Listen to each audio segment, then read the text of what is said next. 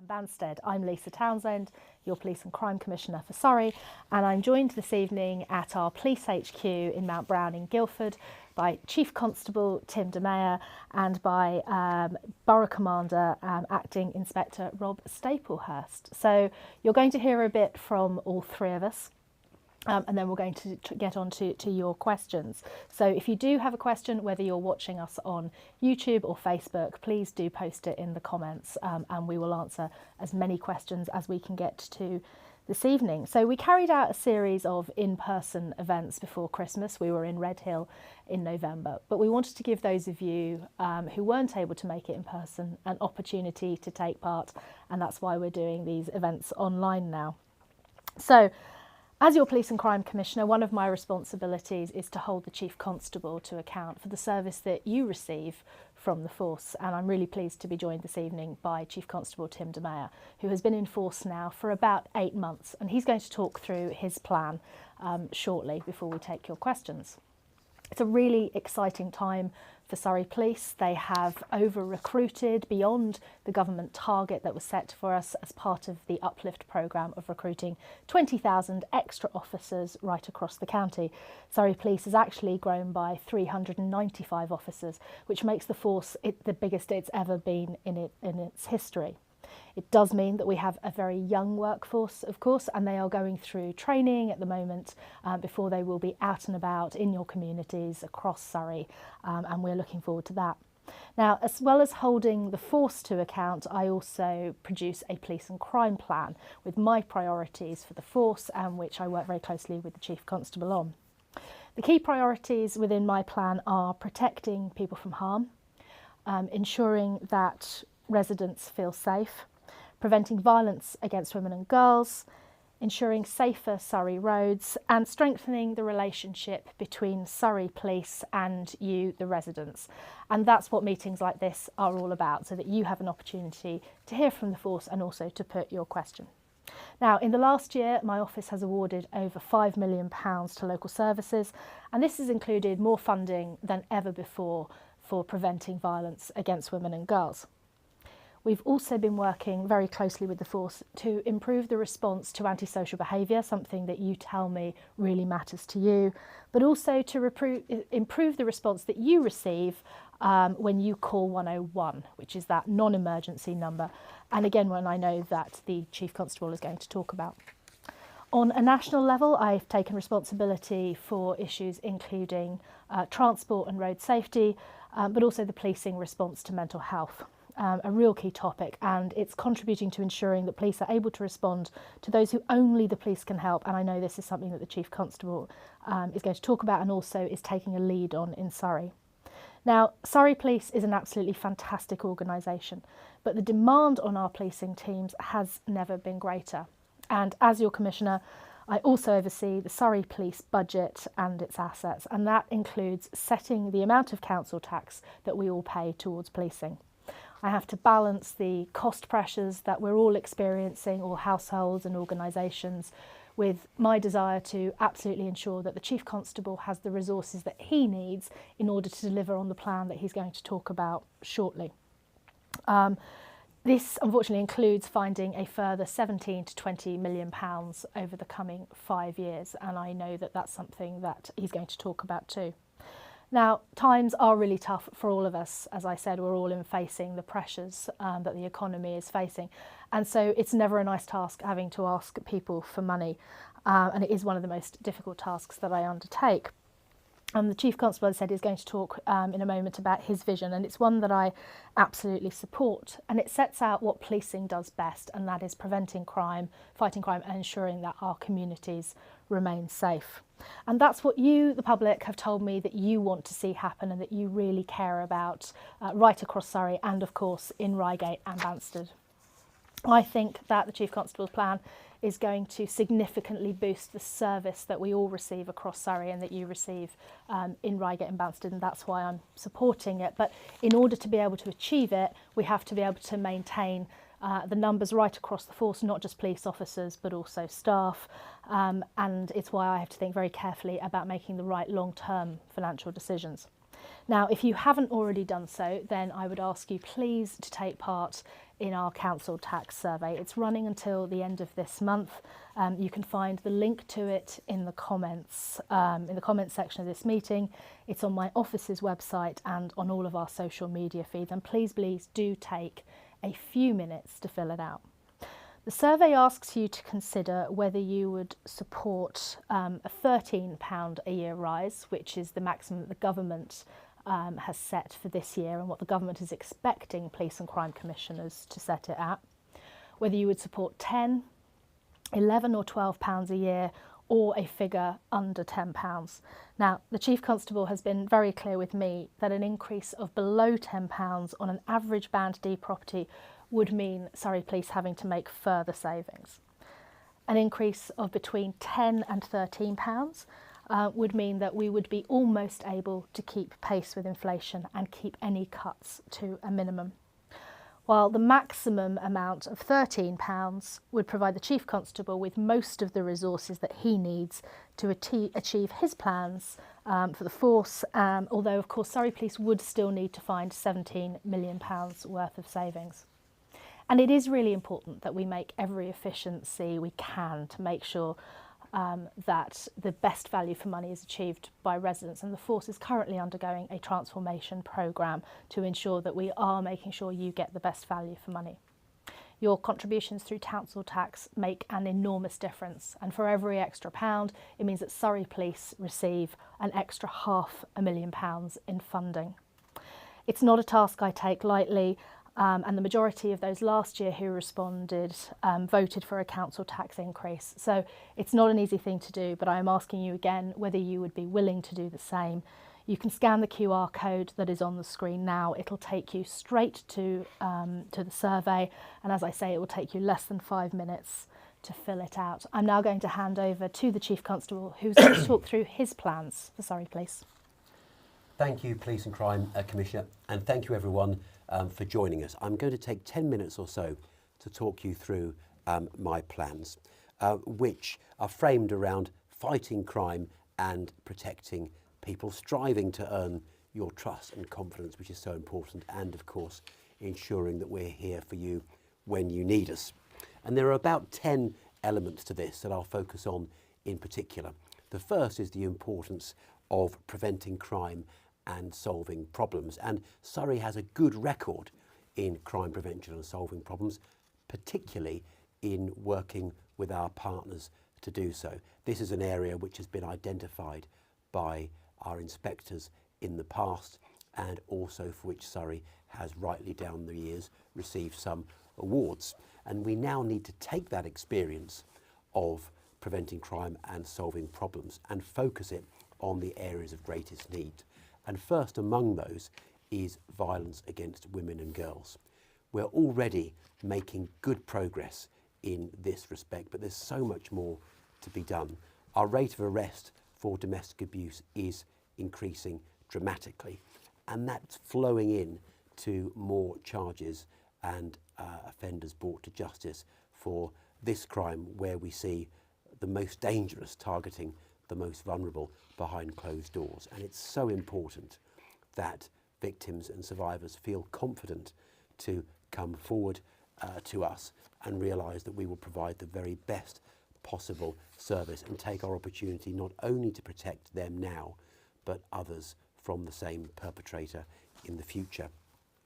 We're also focusing keenly on improving the quality of our service in respect of rape and sexual offences. We have specially trained officers, expert in providing the very best care that we can, and we're working hard with the Crown Prosecution Service to implement a new approach to investigating and prosecuting these cases, which we are confident will see charges continue to rise.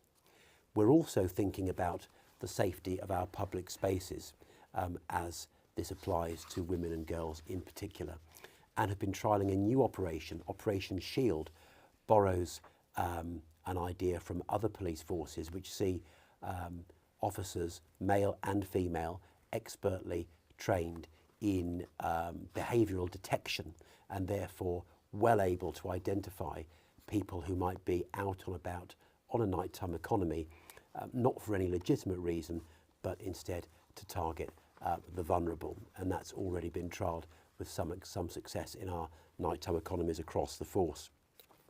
We need to investigate crime thoroughly. Rather obvious, you might suppose, and rightly so, but that means moving Surrey from our current position where, compared with other police forces, we don't have the rate of solving and detecting crime that I would wish to see. That's why in the latter part of last year and continuing very much now, we're seeing a real focus on crimes such as shoplifting. We know that this has a real effect on the confidence of our communities. We don't want people, essential workers in shops, fearing for their own safety as they're paid modest wages to work all hours and keep communities going. It's important that we follow up reasonable lines of inquiry, whether that's witness evidence, CCTV evidence, which takes us to identify the thief and put them before the court. We need to pursue criminals absolutely relentlessly. Once we know we have evidence to implicate someone in a crime, we need to make arrests swiftly, as we're seeing in cases such as domestic abuse, but also ensure we're using all of our powers to target organised criminals and seize and confiscate the criminal finance that they've acquired through their crime. We need to provide really good victim and witness care. Very often in the crimes that we deal with now, stalking, harassment, domestic abuse, the abuse of children, our victim is also our only witness, and therefore the care we provide to that witness to ensure that they feel able to give us the evidence we need to protect them and others is absolutely vital. And we have an excellent victim and witness care service which is working really hard, not least because there is a backlog in the criminal justice system. We really need your trust and your confidence, because without that trust and confidence, we know you're not going to confide in us with the information, the intelligence, the material that we can use to target criminals and to protect our communities. And if we are to expect you to trust us, we know that our own standards of behaviour have to be exemplary. And I'm not at all complacent about this. We've seen the reports of very serious offending by police officers elsewhere in the country, and I don't at all dismiss the potential for there to be such problems in Surrey, and that's why our standards of vetting are so important, our standards of re-vetting those in the organisation, and our investigation of complaints and misconduct are so important. And in the rare cases where officers misconduct themselves in such a way which justifies the loss of their job, it's very often as a result of another officer bringing that to the attention of our professional standards department, which I hope gives some assurance of the determination of my colleagues, not only to ensure their own behaviour is exemplary, but positively to stand up and be counted where they see others' behaviour falling short.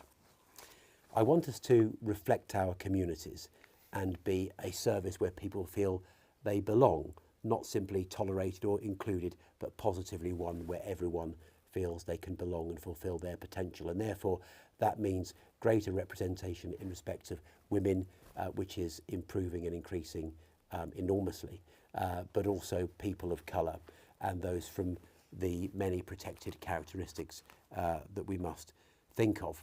That's not just to increase statistics for statistics' sake, but to ensure that we are giving people the opportunity to realise their potential as potentially great forensic specialists, investigators, communications employees, call handlers, one could go on. There are so many vital roles in the police where people can serve, and we need to recruit from all sections of society in order to keep up our numbers of police officers and vital police staff in a county where the cost of living is high and the employment market competitive. We need to work productively and to spend your money wisely, and I'm under no illusion that your money has come to us through central or local taxation, and you might well instead have spent it on yourselves, or perhaps the state could have allocated it to health or education or defence. that money has been entrusted to me to ensure it's spent to the greatest possible value in fighting crime and protecting people. And that means minimising the amount of waste which might otherwise apply in the handling of our contracts, our IT, our processes. We have to run ourselves efficiently. And as the Police and Crime Commissioner has said, we still need, even in the event of getting the maximum precept, to save money.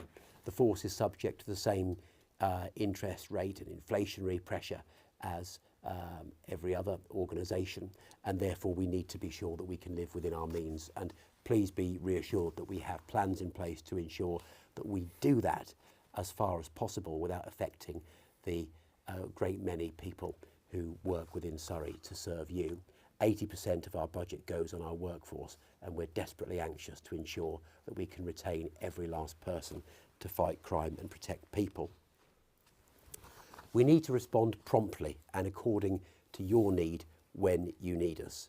That means answering the phone swiftly, quickly deploying to you, following up the lines of inquiry you give us, making arrests.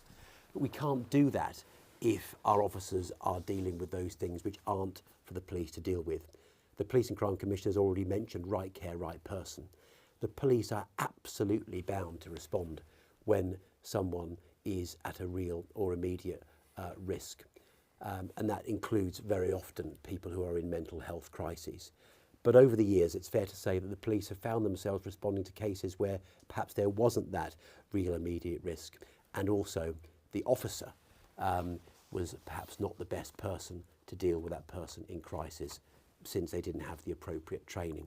That's why we're working really hard at a senior level and a practitioner level with partners in the health services, mental health, the ambulance service and our local authority to ensure that we get to a position where those who need expertise from a mental health professional get that, and the police officer or member of police staff is instead free to go and do what only they can do and investigate the burglary, the domestic abuse, the rural crime or the antisocial behaviour about which you're rightly so concerned. We need to be resilient in order to serve you, and we need to be prepared. We've got a pretty good record recently, without wishing to be at all complacent about it in respect of policing protest or major events such as the Epsom Derby, but we need constantly to think about what it is we might need to step up to next, whether that's assisting a neighbouring force, dealing with public disorder, dealing with threats to our cybersecurity or our ability to continue with our business. And that's why our plan focuses very much on making sure we're prepared. And finally, policing is a tough job. Our officers and staff see things every day which most don't see in a lifetime, thankfully. They race to things which many would run from. They do things which most could not or would not do. And it's important, therefore, that we look after the welfare of our officers and staff, not only because that's the right thing to do, but because by making sure that we properly manage workloads, caseloads, and all of the things which make for a healthy person, diet, exercise, good sleep, they're as resilient and fit and healthy as they can be in order to ensure that they can rise to the challenges necessary to fight crime, protect people, and serve you as they themselves would wish to be served. So with that, I'll end there, and we'll hand over to our Borough Commander for Reigate and Banstead itself. Over to you. Thank you, sir, and thank you to the Police and Crime Commissioner. I'm going to start by talking to you a little bit about the makeup of the teams that serve the communities of Reigate and Banstead. We have two main uniformed teams, which are the neighbourhood policing team, who provide a 24/7 response to calls that you make to the police, and the Safer Neighbourhood team, which I'm here representing today, that focus on local communities and partnership work with local authorities and external agencies. As you see on the screen there, we're made up on the Safer Neighbourhoods team, 1 inspector, 3 sergeants, 6 PCs, 2 youth engagement officers and 9 PCSOs. I'm fortunate enough to be carrying out the responsibilities as acting inspector at the minute, but I will be reverting to my day job as the sergeant for the central area of Reigate and Banstead in the coming weeks, and Inspector John Vale will be taking over from me. The north of the borough is covered by Sergeant Raf Alvarez and the south by Sergeant Sarah Keeley. Some of the other teams that we work with on the borough, we have a prison investigation team who deal with all crimes from HMP Highdown and HMP Downview, whilst our DOCO, the Designing Out Crime Officer, continues to work hard across the borough. We've introduced 2 specialist teams to our division, DSU and MPIT. The Divisional Support Unit assists the Eastern Division with priority arrests and warrants, whilst also completing regular patrols of our problem areas if workloads allow. The Neighbourhood Policing Investigation Team focus our investigations to ensure we are maximising opportunities to charge offenders in line with the Chief's visions.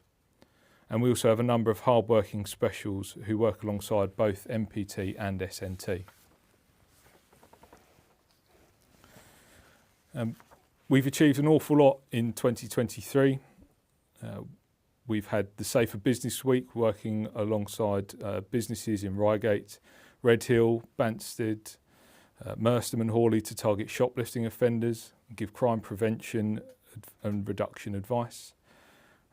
Some of our focused activities there resulted in 2 prolific shoplifters being charged in October 2023, and we've been giving out community protection warnings to prevent people from entering the borough and committing further offences. We've carried out targeted burglary hotspot patrols, crime prevention with signs and selected DNA workshops, targeted crime prevention sessions with the Indian community, tackling the family jewellery burglary problems, which I know have been a concern to our communities. I'm pleased to report that 2 suspects were charged in September 2023 with burglary offences on R&B. In line with the visions around reducing violence against women and girls, we've carried out domestic abuse intensification fortnights in March and October last year, working with the East Surrey Domestic Abuse Service, Intervention Alliance and teams working together to tackle domestic abuse effectively, including engagement stands in the communities and targeting of offenders. We've been working hard to tackle antisocial behaviour and shoplifting, particularly in Merstham. Op Wisteria was set up to tackle drugs and antisocial associated harm within that community.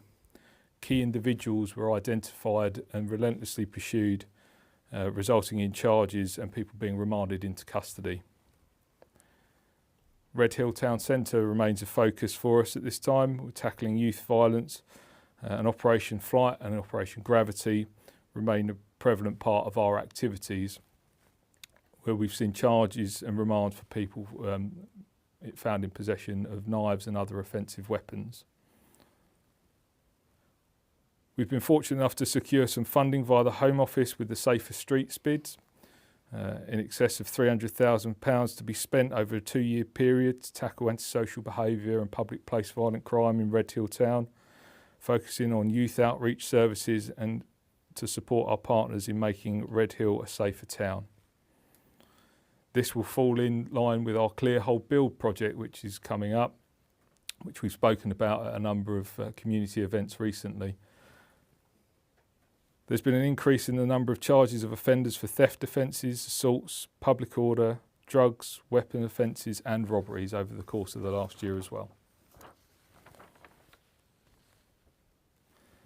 Looking to the year ahead then, we'll be looking at more arrests and charges of offenders harming our communities, protecting the vulnerable by tackling drugs and reducing violence in the community, targeting and reducing violence against women and girls and making R&B a safer place where they can feel safe as well. Building better relationships with all our community groups, maintaining a reduction in burglaries across the borough and improving our whole domestic abuse performance.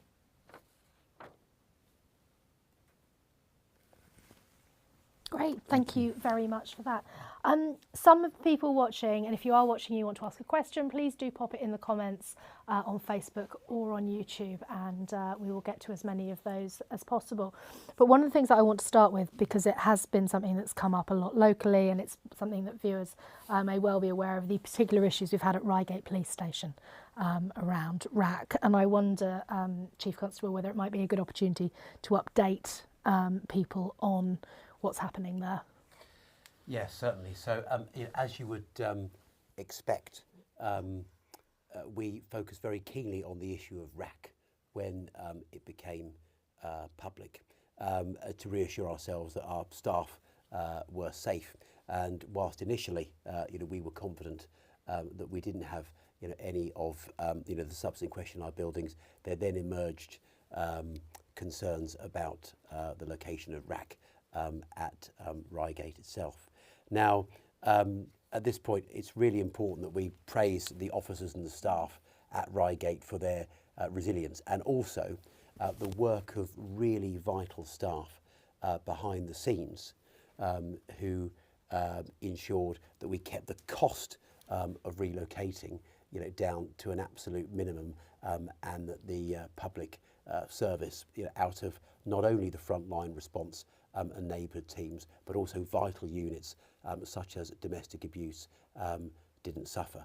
You might be able to update on the location of teams now, as to where the public can access us. Absolutely. So the Safer Neighbourhoods team and MPT remain based at Reigate Police Station.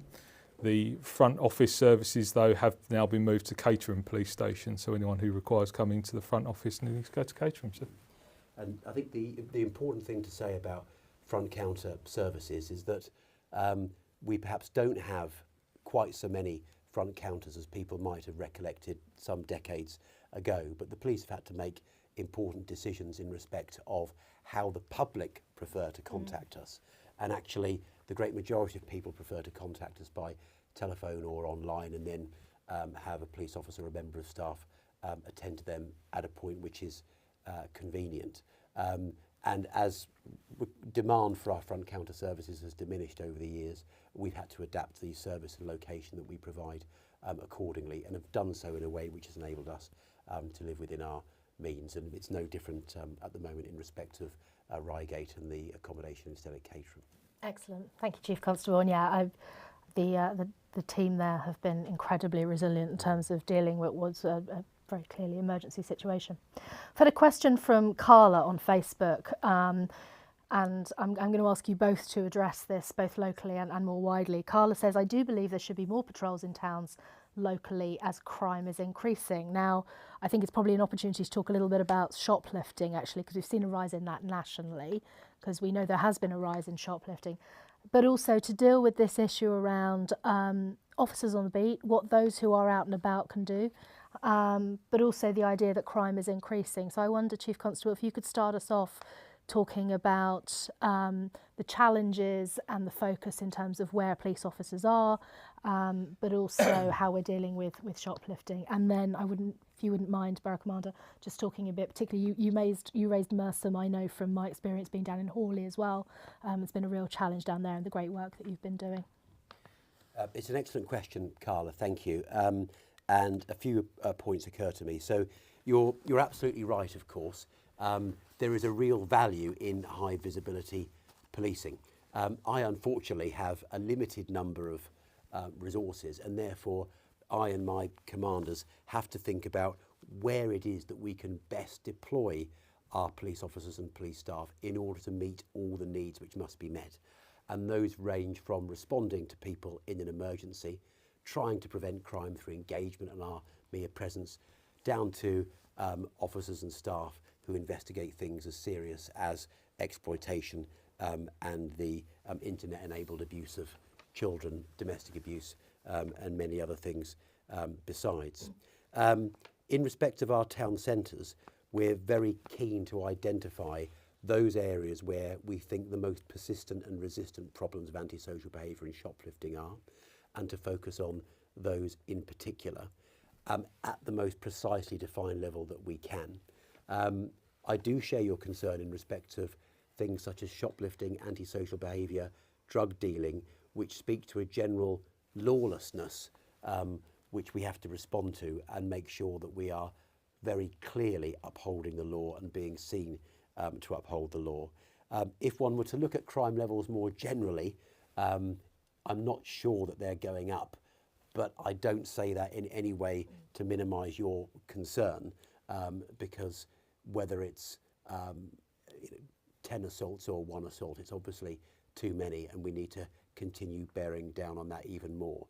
Surrey is a safe county when compared with other areas, but I'm determined that whether in respect of burglary, violent crime, or other serious offending, we want to drive it down still further. So we do have a plan to ensure that we are using high visibility policing to the extent that we have the officers to do so in the areas where it's most needed. And I think over the course of the coming months and years, you'll see more evidence of that sort of engagement from officers. But, Rob. Thank you. Yes, I could talk a little bit about some of the work that we've been doing locally, particularly with regards to that idea of high visibility presence in our town centres. At the end of last year, we did a survey of local residents for the Red Hill town to understand people's perceptions of antisocial behaviour and crime and when they felt most unsafe within the town. Thank you to everyone who took part in that survey, and we had nearly 500 respondents. From the back of that survey, we've identified when people felt most unsafe in the town, or when they felt that antisocial behaviour and crime was most prevalent. We've worked closely with our partners at Reigate and Banstead Borough Council, and we conduct joint patrols with their joint enforcement team just to make sure that we are visible in the town and that we are enforcing the public space protection order which the council have obtained for the town as well. Now, in regards to shoplifting offences, I mentioned earlier, and the Police and Crime Commissioner also mentioned the good work that my team have been completing up in Merstham. When I started on the Safer Neighbourhoods team last summer, we were quickly able to identify that there was a significant issue on the Merstham estate with regards to shoplifting and other criminality around one of the local shops there, the Co-op store. This was persistently being targeted by a group of young individuals, whether that was stealing from the store or verbally, physically abusing the staff. We have a very dedicated neighbourhood specialist officer, PC Fielder, and PCSO Elson, who have worked relentlessly up in that area, making regular visits and engagement with the shop, understanding what the issue is on the estate, with wider issues with regards to exploitation and drugs and other antisocial behaviour that was going on up there. Now, they've worked incredibly hard and made sure that they were visible on the estate, engaging with the right people, and then relentlessly pursuing those who are committing offences, also understanding the wider impact of their behaviour on the estate. We've secured several charges against people for a variety of offences, and we've also made sure that there's relevant safeguarding in place for the young people who were at risk of exploitation, all of which has seen a huge decline in the number of offences being reported up on the estate and that are associated with that store. Excellent, thank you very much. Now, the questions that are coming in, a lot of them are around visibility, so I'm not going to ask you to repeat everything you said, but Councillor Rebecca Poole has asked on Facebook, "Hi Lisa and Tim, great to see you both. Thanks for joining us, Rebecca, good to have you. Thanks for this very informative session. When I'm speaking to local residents about crime and antisocial behaviour, most say they would like to see more police out in the community. What are your thoughts on this?" I think you've probably both addressed a lot of this. I wonder if you want to talk about antisocial behaviour a little bit more generally in response to Rebecca. Thank you, Councillor. I'm very glad you posed this question about antisocial behaviour in particular, because often antisocial behaviour is used as a rather broad term and as something of a euphemism, when actually there can be some very serious crimes within antisocial behaviour, crimes of harassment, criminal damage, and so on. And the first thing is, it's very important that we identify those crimes and the offenders responsible for them and deal with them as such, and then work with our partners, of course, particularly in local authorities, to think about what it is about the provision for young people, the design of areas, and many other factors relating to those concerned, which might ultimately reduce it. I won't labour the visibility point again, other than to say that I agree with the point in principle. What we have to do is think about, with the limited resources we have, where can that visibility most intelligently be deployed in order that it brings about the greatest benefit. And that's why we're working hard to identify the most persistent and resistant hotspots, or the most chronic problems of antisocial behaviour, drug dealing, shoplifting, in order that we deal first with those things or those areas which are causing the greatest difficulties. And that's an approach which we're going to be taking not only in respect of hotspots, but also in respect of people. My senior colleagues are working hard to identify the most dangerous individuals, the most prolific offenders, and ensure that we are, by whatever means we can, taking them out as well.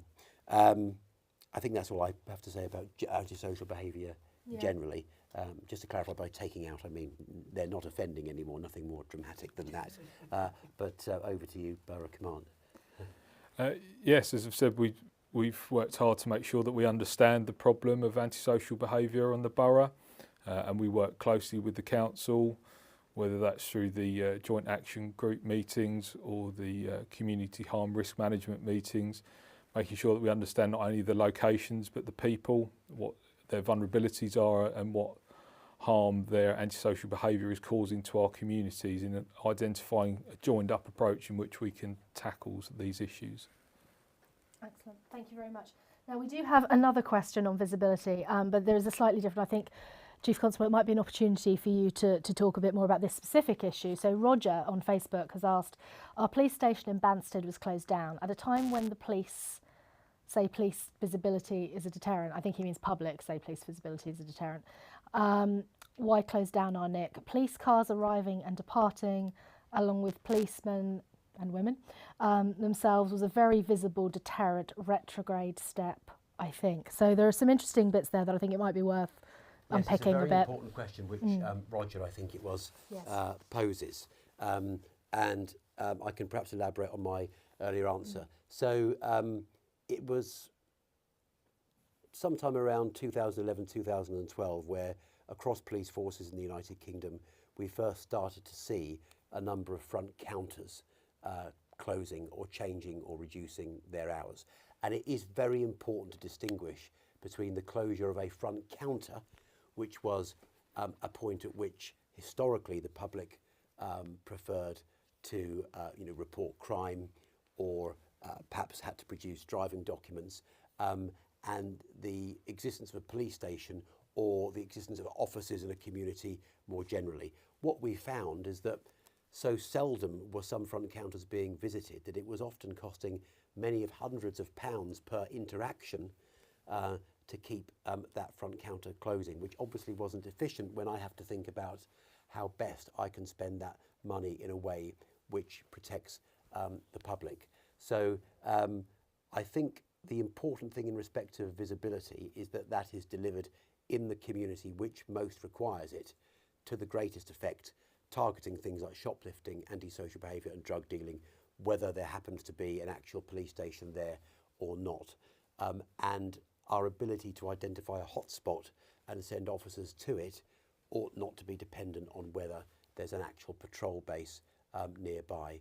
And in fact, we're looking at ways of ensuring that we can much more reliably identify in real time where those hotspots are, ensure officers go there and check that they've been there. And I hope that that delivers in respect of the sort of problems that you're talking about in Banstead, the sort of response that you would wish for. Great, thank you. Changing topic now. So at the event in November, we had a question from somebody who was concerned about modern slavery. They thought they may have witnessed modern slavery in Reigate itself. It was on the high street. What should members of the public do if they fear a person is being trafficked or is being used for in some way in modern slavery? Because victims may have been told that they're not here legally. They can be frightened of the police, and this particular resident was very concerned about coming to the police about it for fear that the victim of modern slavery would herself be deported, and actually felt that maybe it was something that should be reported to a charity instead. But of course, we want to help those people. So what would you say about modern slavery? If you believe that somebody in your community has been trafficked or is in some way part of modern slavery, what should you do? Well, of course, there are means of third-party reporting via charities, but I would expect that charity ultimately to do the right thing and report the matter to us. And please report such cases, intelligence and evidence, to the police. There may well be complexities in respect of someone's immigration status, but by far the most pressing consideration for us will be to protect them, to make sure that they're safe, to make sure that others are safe, and to investigate and bring to justice the people who are responsible for the extremely serious offences being perpetrated against them.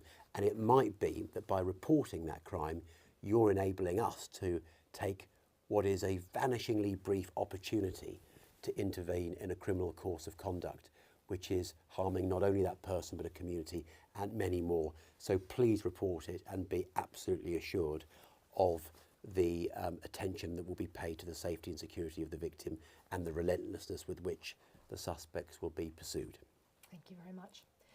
Kimberly has asked a really good question on Facebook. So in terms of, we've just been talking about visibility, I talked a little bit about uplift, the fact that the force is the largest it's ever been. Kimberly asked what work is being done to retain officers to ensure that your plans for visibility and your plans more generally can be implemented. That's the first one. It's two parters. I'm going to start with that one. Well, it's an excellent question, and we're so pleased to have all of these extra officers. They don't themselves come without extra costs, so it's not as straightforward as you might imagine, but of course we're delighted to be welcoming so many more officers. It does mean the nature of our workforce is changing. It's a younger, more inexperienced workforce, but in my optimistic view, that brings great opportunity to establish, the very best standards of public service in a large cohort of young people who are going to serve you for 35 years and beyond. It's actually far more difficult to retain police staff than it is police officers. We do have police officers who leave early in their service. If people quickly identify that a job such as this isn't for them, it may well be right that they do so early in their service. But generally speaking, our rates of retention are not of great concern to me. The sorts of things that we need to do to retain officers include things such as making sure there is appropriate reward, making sure there's recognition, making sure there's good training, opportunities for their own development, a good sense of team, proper provision in respect of welfare when people witness something dreadful. All of the things that you would expect any good employer to provide. Police staff present more of a challenge in respect of retention, and I can't overemphasise how important the work of police staff is to Surrey Police. Police staff are every bit as much crime fighters as our police officers.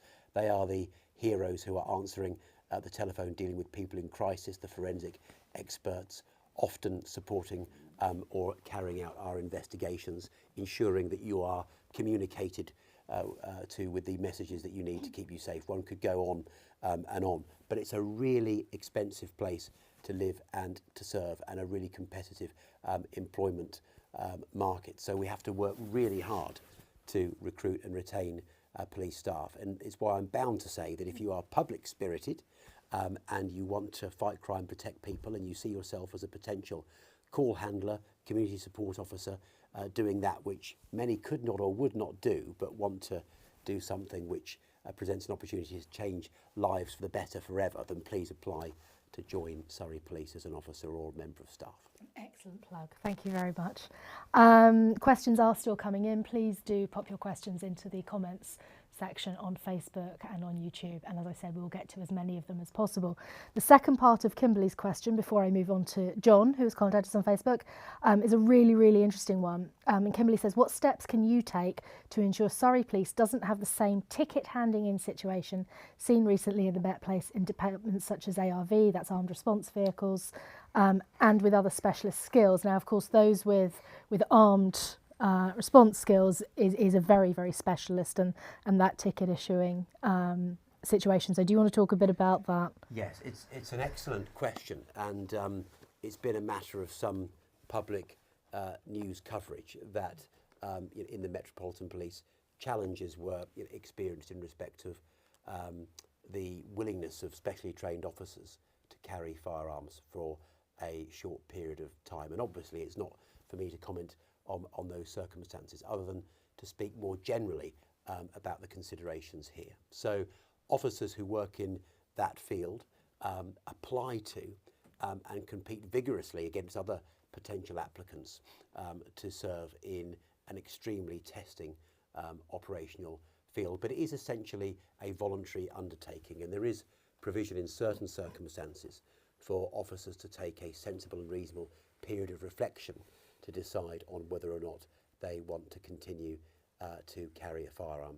We are really fortunate in that we have a very strong collaboration with Sussex in respect of units such as firearms and roads policing, and I'm blessed with an excellent Assistant Chief Constable who really attends very carefully as a career firearms specialist himself to all of the welfare, training and assurance needs which officers in those departments rightly expect.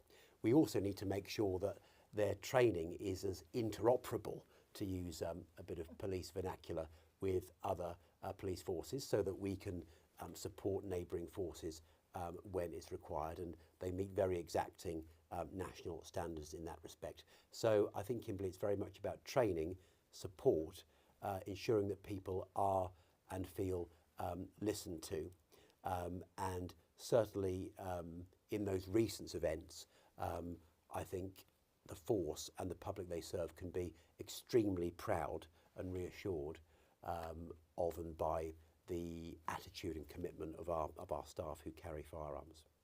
Excellent, thank you, and they really do. They're excellent.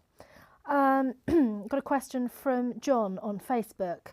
John says, I'm in the security industry and burglaries and thefts have increased. Even with excellent and factual evidence, and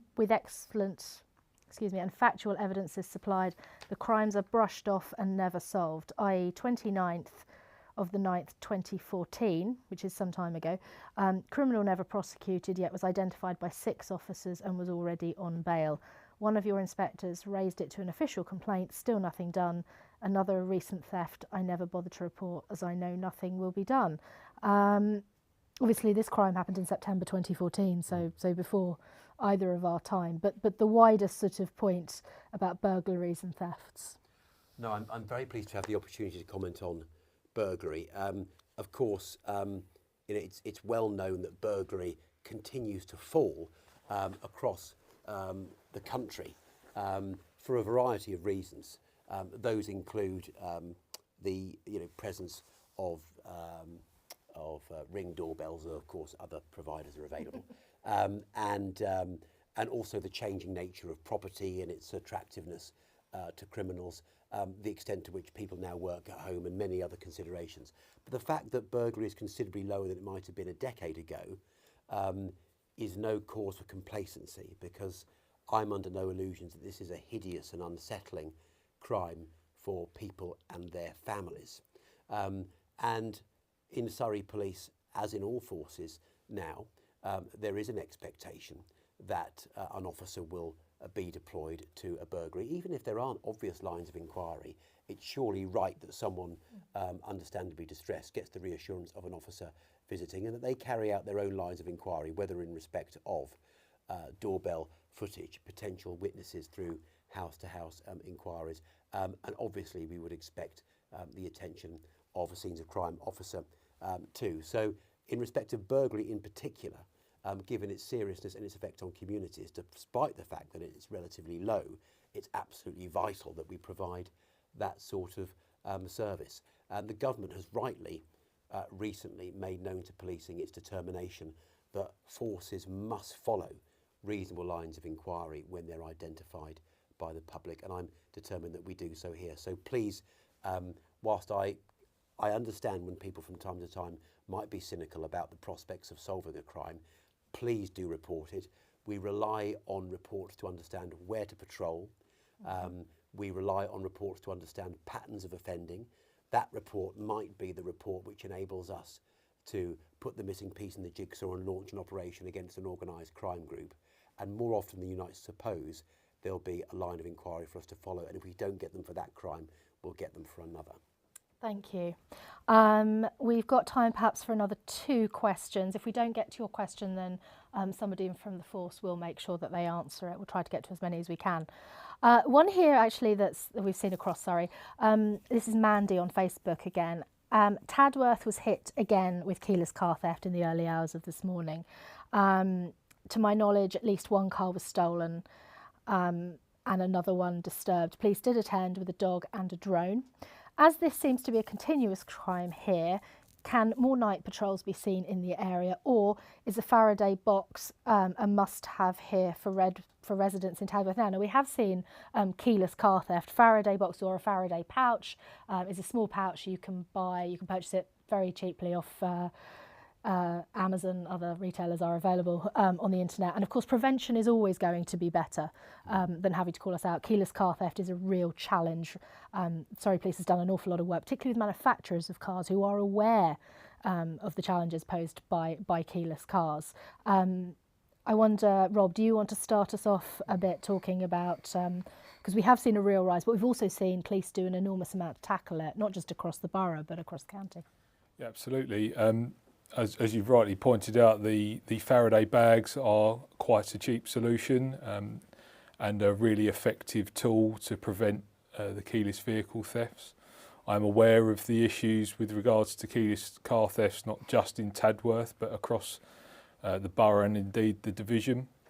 We have established some really good working relationships with our colleagues in the Metropolitan Police area as well, alongside the Borough Commander for the Tandridge area. And we have established some good working relationships and practices in an effort to try and tackle these crime types, whether that's keyless car thefts or burglaries. Establishing those patterns that might tie in with other force areas are really important, because then we can jointly target prevention work in order to try and stop this offending on our area and indeed for our colleagues in the Met as well. So we are working really hard to try and tackle this issue of keyless car thefts, and we do have regular meetings to identify patterns and trends so that we can target our patrols and our hotspot high visibility patrolling at the right times and in the right areas. So I hope that helps answer that question. Yeah, it does. Thank you very much. I'm going to try and squeeze in very quickly 2 more questions. Enzo on Facebook asked a really interesting question, actually, Chief Constable, that I think will give you an opportunity to talk a bit more about this. Enzo says, to save money, can some officer roles be civilianised, such as youth intervention, visor, IOM and interviewing officers? So that's a really interesting question. Yes, it's an interesting question, a very good question, Enzo, and one to which there isn't a straightforward answer.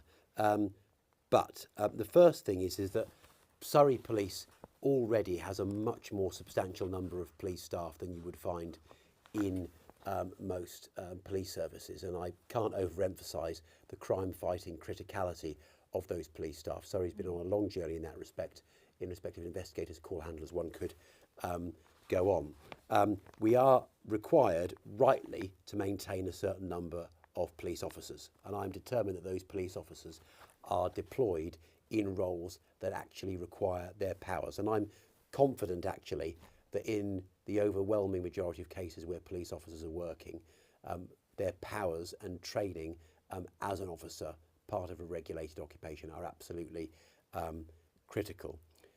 The challenge which we find actually in respect of police staff retention, however, is more subtle in another area, in that if we can't retain those police staff, or if we don't have the money to ensure that we've got the police staff to deploy in the very sensible way that you advocate, there's a risk that we have to use police officers to cover those roles, and those police officers aren't then being deployed to work in the areas where police officers and their skills and warranted powers are required.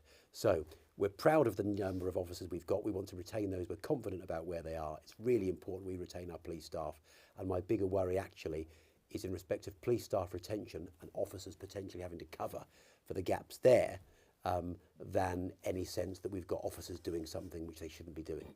Thank you, Enzo, for that question. I think it was a really good opportunity to be able to talk about that. One final question from Elizabeth, again on Facebook, and this is a question I think for you, Borough Commander.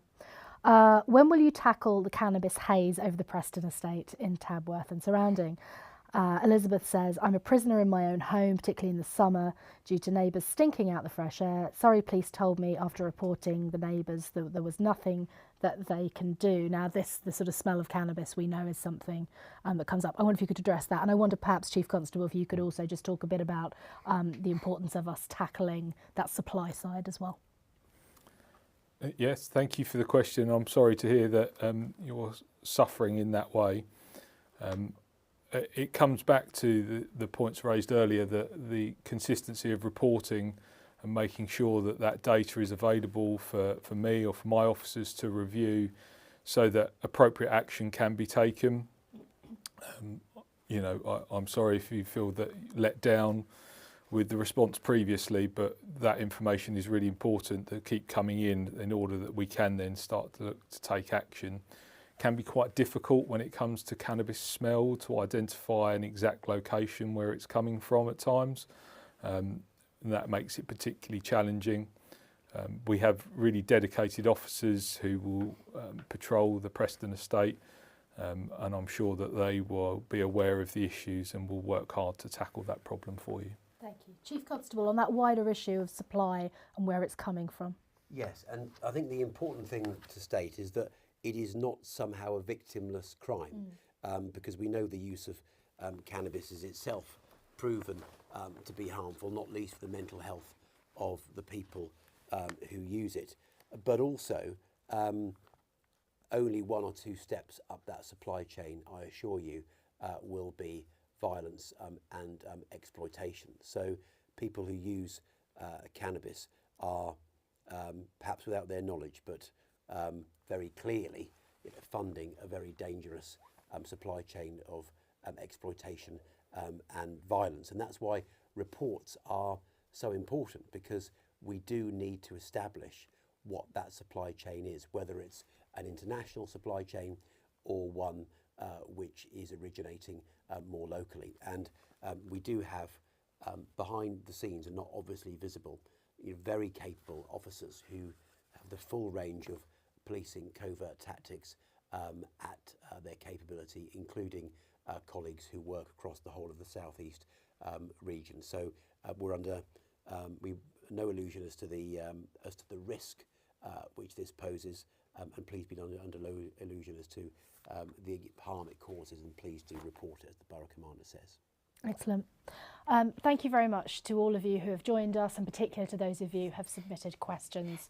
It's been a really good opportunity to be able to hear your views, and also for both the Chief Constable and the Borough Commander to be able to talk about the policing that's happening in your area and across the county. So please do join us again when you get the opportunity. If you want to contact us about anything, you can get in touch with me via my website, or you can get in touch with the force via their website, or by the numbers that you usually use on 101, or of course 999 in an emergency. Thank you both of you for coming along and joining us, and have a safe night to everybody. Thank you very much.